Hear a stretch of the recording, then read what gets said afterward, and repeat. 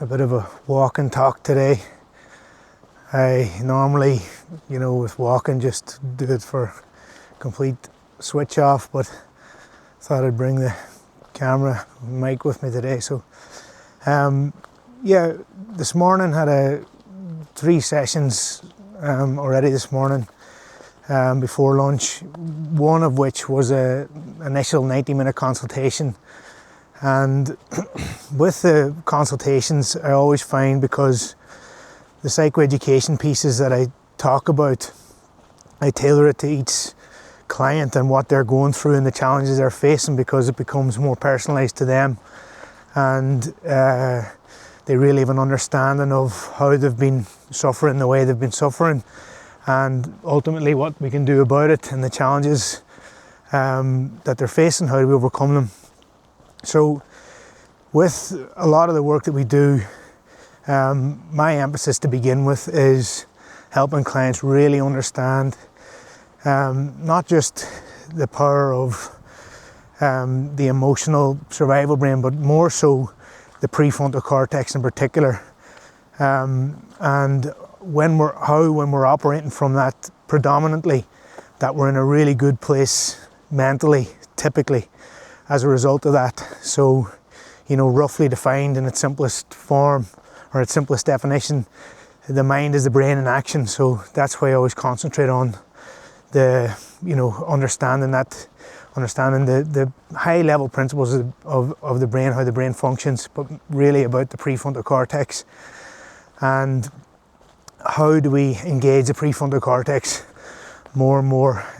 You probably might have heard of Dr. Stephen Peters' Chimp Paradox. Well, the Chimp Paradox is, the principles that are discussed in the Chimp Paradox are the fundamentals of, psychoeducation. Some theorists, some authors kind of coin their own terms around it. So you might have heard things like the reptilian brain, the limbic system, limbic brain, primitive brain. He calls it the Chimp Paradox. But his analogy is brilliant, because that primitive brain, the part that is online, that takes over whenever we're stressed or anxious, worried, depressed, it's extremely powerful and extremely emotional. And the great analogy that he uses is that it's a chimp, right? And a chimp is way more powerful than the average human. So the chimp is going to dominate when it's taken over. So the human brain, the prefrontal cortex, it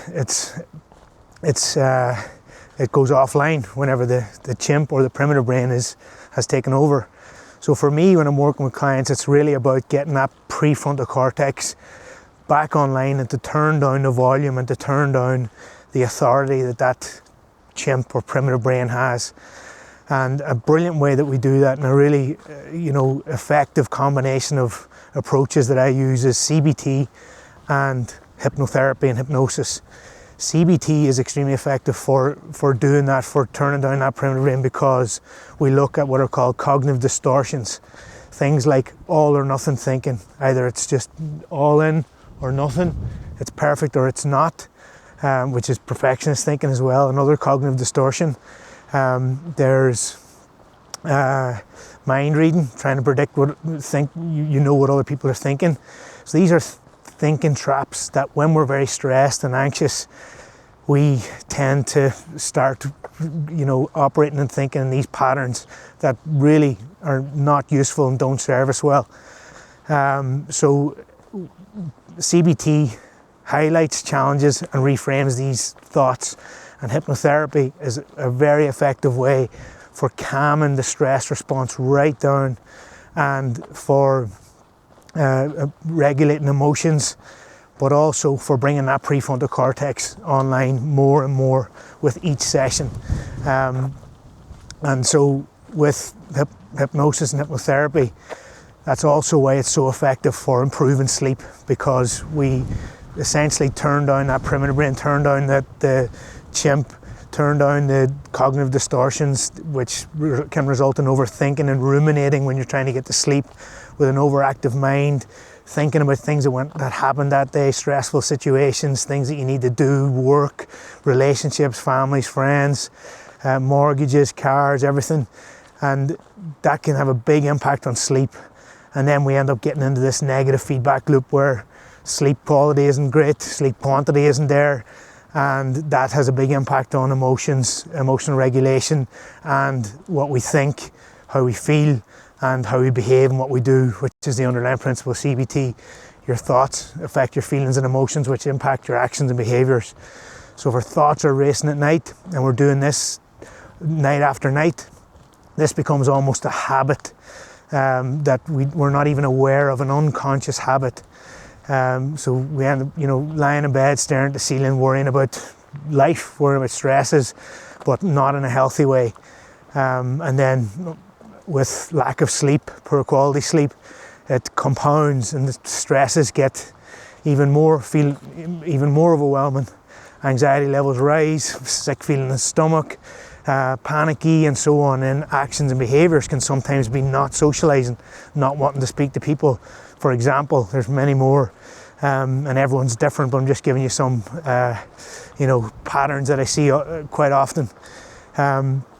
So with hypnosis, essentially we're replicating the state of REM, which is rapid eye movement, and we go through the different brainwave states, beta to alpha to delta, but theta is basically what we replicate in hypnosis. And in sleep you go from beta, which is waking state, to alpha to delta, which is deep sleep, and theta, which is what happens when we're around that REM phase of sleep.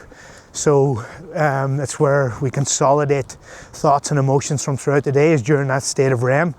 And so the unconscious mind processes a lot during that state, and that's why in hypnosis we have access to that unconscious mind, because we're replicating that state of REM in a deeply relaxed state.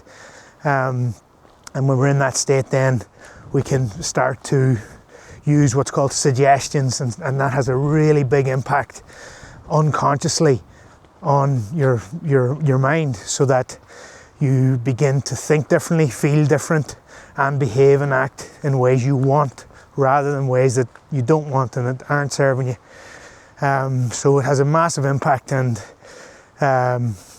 week to week then we work on that. We work on improving the prefrontal cortex, improving managing the volume of that primitive brain, so we're not overthinking. It's not such negative thoughts all the time, or worry or stresses, and we begin to align with the things that we want rather than the things we don't want.